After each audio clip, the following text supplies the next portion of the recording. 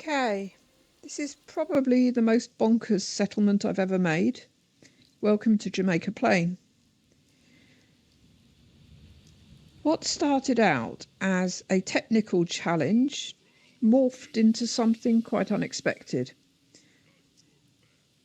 You can see, in fact, there's a clue there in it being called Crash Diets. I tried to use Great Grandpa Gamer's trick of making circles, and then I extended it to make an oval shape, which obviously lends itself to becoming a Dodgem car circuit. So having done that, what was the next thing? Well, it was to turn each of these into an individual chair and table set for this very unsalubrious restaurant. You can see that it's got a pretty poor cooking area, and the sign, in fact, gives you a warning of what's to come. Eat what you're given, hold your nose or ask for a clothes peg. No refunds. I mean, what more did you expect from Strong? Unfortunately, the clients have to be reminded not to spit. And there are further warnings. You're to expect explosive diarrhea. And, furthermore, seems that patrons need to be reminded that underwear should be kept on and that they must not vomit in the water fountains. Up there is my home. We'll come to that shortly. I've tucked the crops in at the sides here and here. Unfortunately, it results in settlers trying to tend to this wall. Going round the back is the meat storage area for this restaurant, if you can call it that. You can see that it's not particularly sanitary. So probably the less said about that, the better. I should say that Grandpa Lancer was the person who helped me realise how I should glitch these in. But whatever I do with these lamps, they jump back up. So it's too late to fix it now. Continuing round, Finding Moulder is the person who is responsible for this gap-filling light box idea. And then if we go up in the lift which late last night I forgot to take back down, and then found my buttons all floating in the air when I next logged in and had to rebuild the whole bloody thing. This is my house. And in here is a bathroom.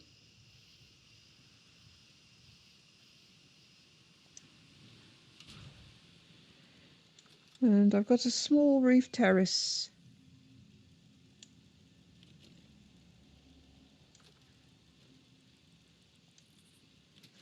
Okay, going back down.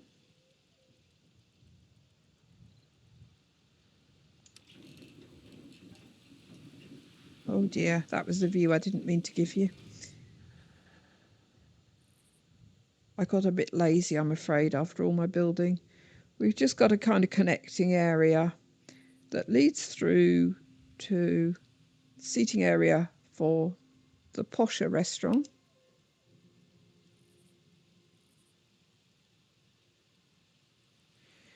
And back out here is the reception area. Going up, we're going to give him a shove. Stay out of my way. I love this get out of my face mod. The only mods I'm using on here are things like that and cheat terminal for materials. But actually all of the glitch building has been done using vanilla techniques. Another gaping hole in the wall. I did my best.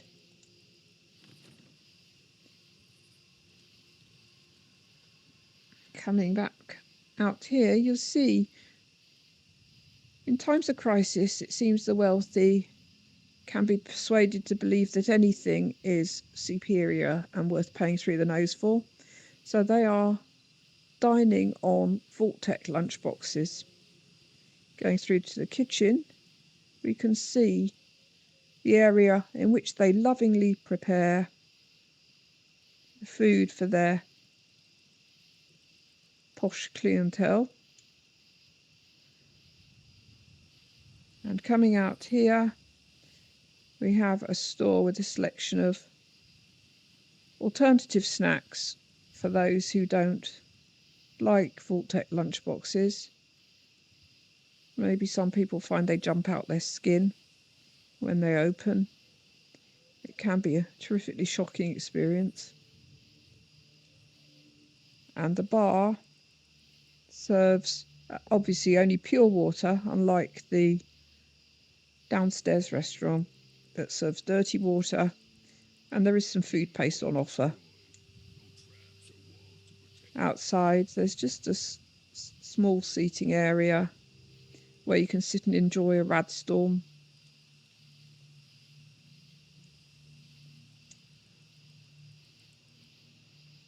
Now, going back out here, we'll go round to where the indentured slaves have their quarters. But on the way, shout out to Oldie Noodle, whose Murkwater construction site design showed me how to make these lovely window boxes. Thank you, Oldie Noodle. Continuing on round here, each boxcar is slightly different. So this one actually has its own toilet, but assuming you're not sitting on the toilet, you can enjoy a view. I mean, I guess if you're an exhibitionist, you might want to take a dump whilst having the door open. Who am I to judge? The next one has its own balcony.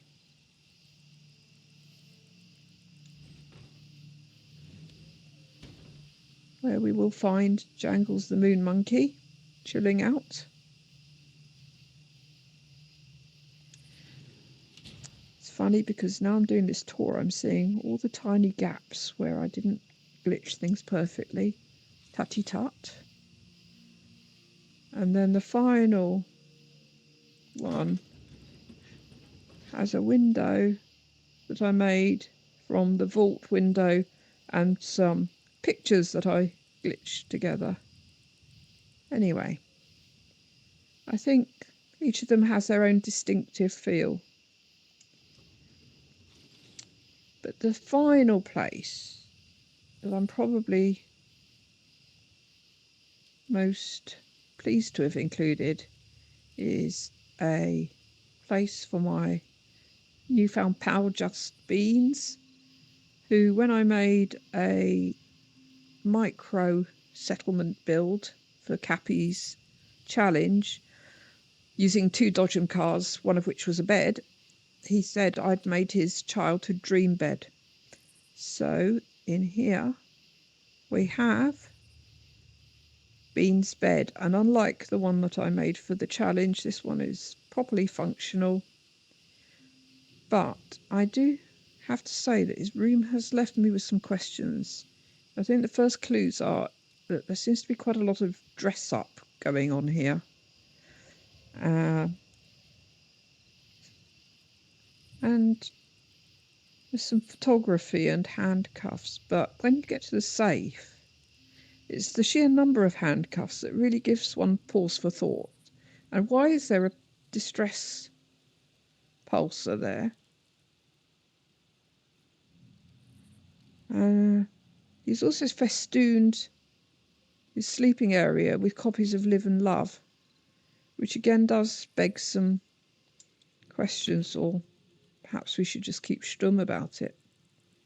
And then the final thing to show you is just the doctor's area. They seem to also be a bit of a herbalist. And these, I guess, are Creation Club workbenches. Anyway, let's lock the doctor in Just Bean's bedroom. So, I hope you've enjoyed the mini tour.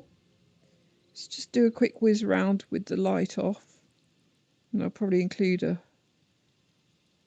flyover. I think it kind of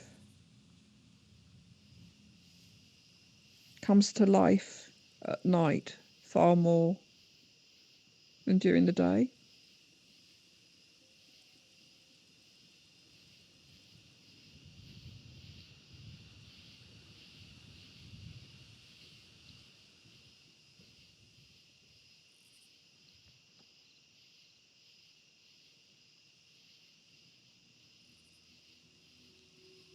Okay, and here we are back at the start.